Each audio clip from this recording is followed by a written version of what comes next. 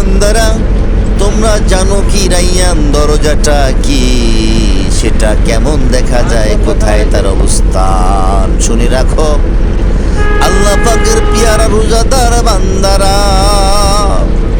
সারাদিন কত কষ্ট করে না খেয়ে আল্লাহ পাকের হুকুমগুলি পালন করে যারা আল্লাহ পাকের নির্দেশকে মান্য করছেন, তারা শুনে রাখুন,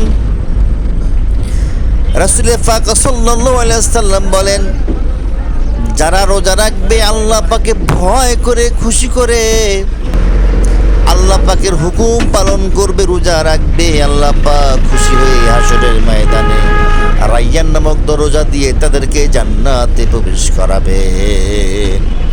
একমাত্র শুধুমাত্র যারা রোজাদার ব্যক্তি, যারা সায়েম, তারাই আল্লাহ পাকের খুশি অর্জন করে রাইয়ান নামক দরজা দিয়ে জান্নাতের মধ্যে দাখিল হবেন।